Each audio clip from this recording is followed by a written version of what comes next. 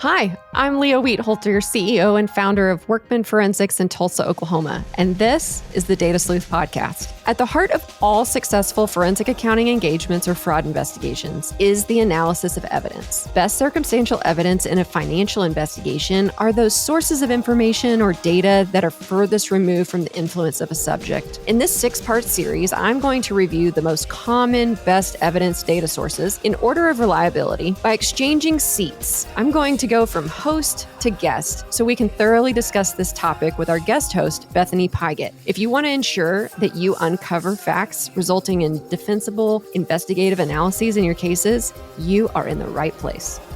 Welcome to the Data Sleuth Podcast. I'm your host, Bethany Pigott, and I'm joined once again by Leah.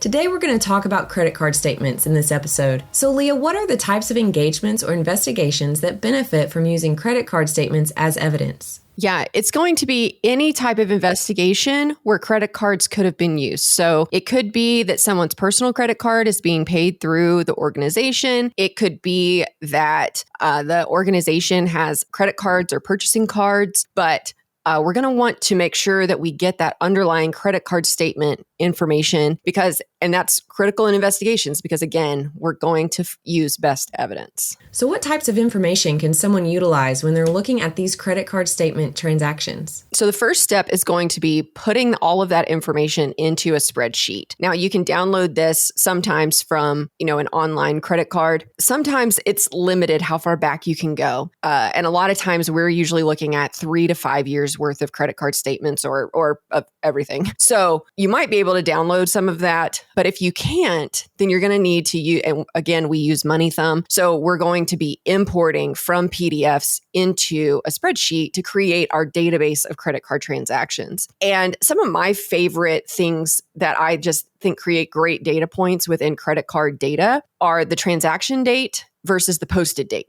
So on a bank statement, the dates are the dates that the items cleared the bank. It's not necessarily when it happened. On a credit card, we get to see when the transaction actually occurred, when that card was swiped, but then also when it was posted to the account. So I really like knowing when the transaction date was used. That lets us use formulas in our spreadsheets to then do analytics about what days the credit cards were being used. I also love that credit card statements typically have location, and a lot of them are starting to categorize the transactions as well. I don't want to rely on that, but I like gathering that information. And then, of course, we just want to see where were these charges made so that we can start categorizing them in our buckets of benefiting the company or organization, benefiting the subject, or unknown. Can you tell our listeners why they should look at credit card transactions separate from bank statements? Right. So your bank statements are where we start because that tells us where all the cash of the organization went. It's just a really good hub. If you think of a spider web, it's like the center of that web and then we can trace it out. The credit card statements, we can see the payments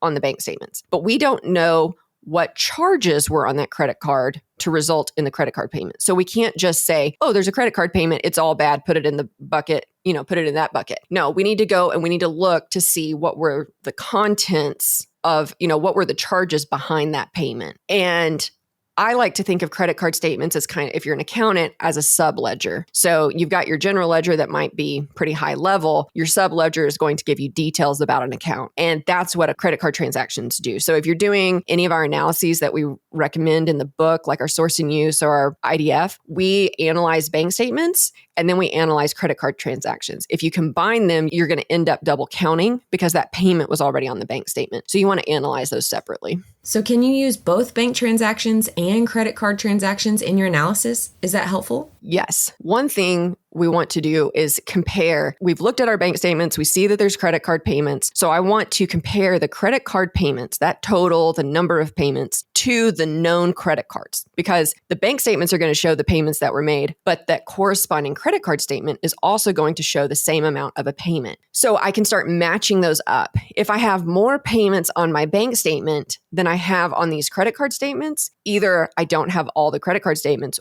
or perhaps there are other cards or other accounts that I don't have, or it could indicate, depending on where I got the credit card statements and bank statements, it could indicate that maybe one or both have been altered. So that's just kind of a detail because those things should tie out. Like we talked about in the bank statement podcast, there's two sides to these transactions. So we're going to see the payment posted to the credit card statement and then also the payment posted to the bank statement, and those should tie out. Another thing I really like to do too, just with the bank statement side of this, is to look at what are the number of credit card payments I make in a month. And I'm going to get a little bit ahead of the outline here, but the reason I want to do that is I had a case.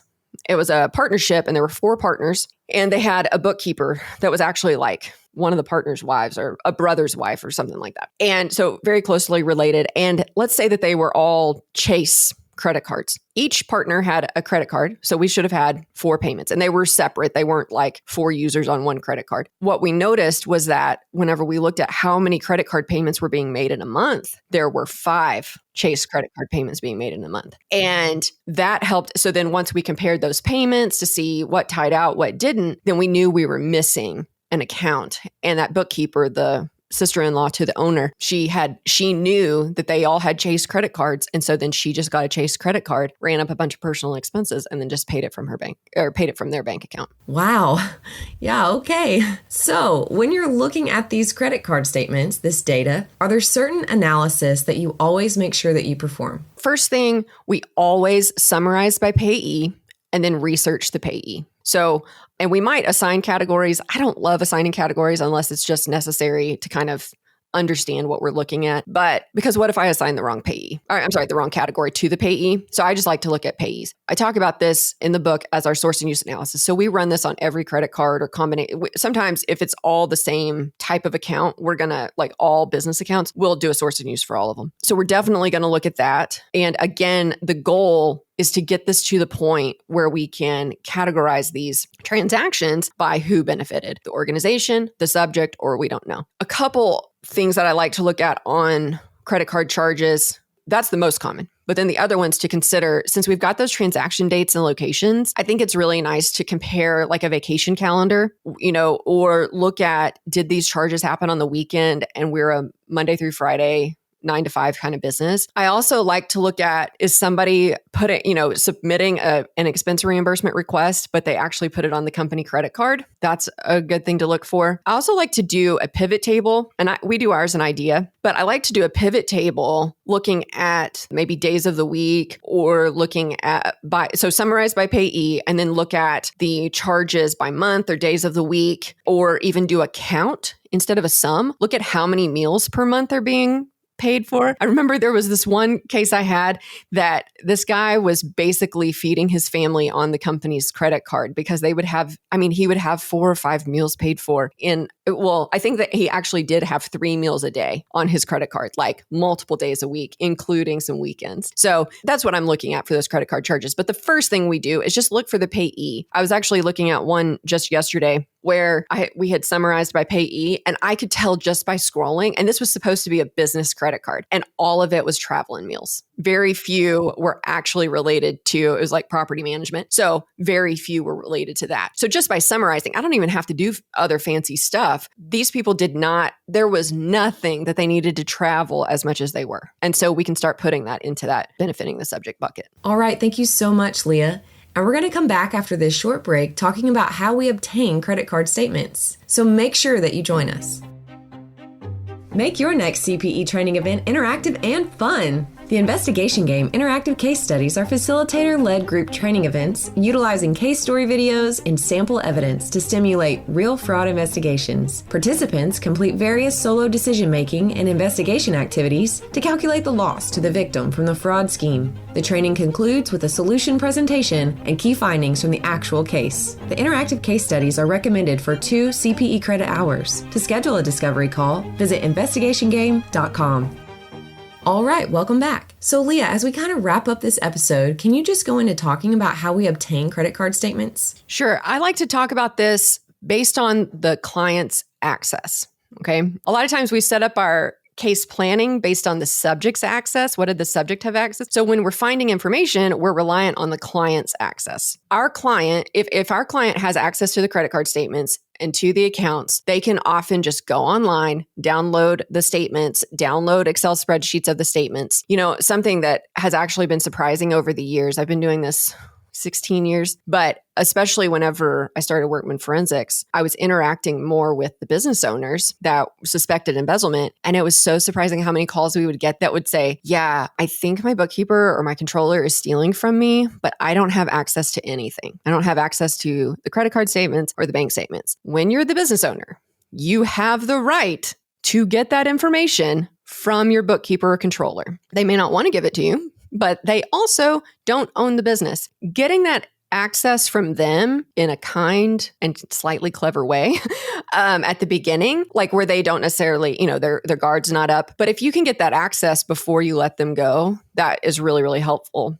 You can go to these banks and, send them and give them documentation that you own these businesses and so forth. But it's going to be a lot easier if you can just cleverly work with the person that has control to regain access to your accounts. And just note that if you decide that you're going to fire this individual, their first step is going to be to hire an attorney, which they should. That is their right. They absolutely should. But just know that once you fire them, your access to asking them questions and getting information and getting access is going to be cut off. So you want to try to take care of that before you let them go. Now let's talk about if the client is an owner, but they don't have access to any of the credit card accounts, and this could apply to bank statements too. This is most common in like partnership disputes or shareholder disputes. You've got someone who's running the business, and typically my client is the investor. And so my client put in the money, somebody else has sweat equity or maybe invested as well, but they're like running the day-to-day. There's this rationalization that these managers have that is, I'm doing all the work, all they did was put in their money. So then it gives them some sort of right to the funds, or, they should be able to travel or have these expenses. So in those situations, the manager is typically on the bank account. So when you're dealing with that, it's best to just hire an attorney up front. You don't have to file a lawsuit, but your attorney can work with the other side, send a demand letter, and then usually the other party will hire an attorney, and you start just trying to exchange information. So bank statements or credit card statements. For some reason right now, we have a bunch of partnership disputes. And so this has been the process. I just want to point out that if you're relying on the other party to send you the bank statements or the credit card statements, you are going to want to really use caution when you're processing those statements. You need to make sure that the number of transactions listed on the statement are the number of transactions you've processed, because they're going to be incentivized. They're going to touch these things first. And so they can edit them. You're not getting them directly from the bank. Of course, if it is a concern and gets to that point, your attorney may need to file a lawsuit, and then you can subpoena any of this information. In trust situations, a lot of times the beneficiary, in our cases we're working, the beneficiary doesn't have access to the account statements. And so they're going to need to request this information from the trustee. It's either going to be requested and denied, and then you're going to need to go hire an attorney to then file a lawsuit and move down that. But you can subpoena this information. But any information that you don't have access to, that you don't necessarily have a clear right to because you're not the owner, you're going to have to work with an attorney to subpoena that information. And if you're part of a divorce, you're going to have to request that information from the other side as well, or subpoena the information. Mainly because a lot of times in divorce situations, the accounts you don't have access to are only in your spouse's name. And so while you still might be entitled to the funds, you're not going to be able to go to the bank and say, give me this information. So much of what I'm hearing you talk about is the variety of ways these situations could really go wrong, and you can misstep in the order in which you proceed to access this information. And so I'm so thankful, and I hope our listeners are hearing all these various options that you're giving them. And just from your experience, where to go first, what to do first, where you're going to look for this, it's all just super helpful. Do you have any other examples? You've given a few as we've talked, but any other examples that you want to give as we close this out about how to use credit card statements and where they've been helpful to you in your investigations? Sure. Yeah. So I had an office administrator who was charging personal expenses to the credit card. And this individual was allowed to travel, and it wasn't unusual for this person to travel to different sites for the organization and potentially work weekends and go to conferences and things like that. And so and the reason I bring this up is because it's not always super clear cut. It's not always going to be a business that's 9 to 5 where you can really like box that in. And so on this one, we had to use additional evidence. They had a copy of her calendar. And so we were able to get that calendar and compare that, if she was on vacation and we see credit card charges from her card at the same time, and this is a repeated pattern over time, then we knew to start putting that in the bucket that benefited her. So that's one way we did that. If they knew that an event had been paid for by the company, and so there was no reason for her to use a credit card, but then she's got all these other credit card expenses, then we could start doing that. So we use transaction dates and locations to really help us on those instances. Not to mention, if we could tell that it was like for multiple people and she was supposed to be traveling by herself, or sometimes this is also where social media will come into play. Again, we're going through this series in the order of reliability. So I started with bank statements. This is our second one about credit card statements. I haven't even mentioned starting with social media. We use social media for context. So this is where social media can come into play. If they've posted about some vacation and I also have credit card charges during that same time in the same location, that's going to help me build that case. Well, thanks, Leah, so much for joining us today on your show, Data Sleuth Podcast. That's all we have for today. So we hope you join us next time as we continue this series on best evidence. Thank you for listening to the Data Sleuth podcast. If you enjoyed this episode, please leave us a review wherever you listen. The Data Sleuth podcast is a production of Workman Forensics in Tulsa, Oklahoma. To learn more about our investigation services and resources, please visit workmanforensics.com. You can purchase your copy of Data Sleuth using data in forensic accounting engagements and fraud investigations on Amazon, Goodreads, or wherever you like to purchase books.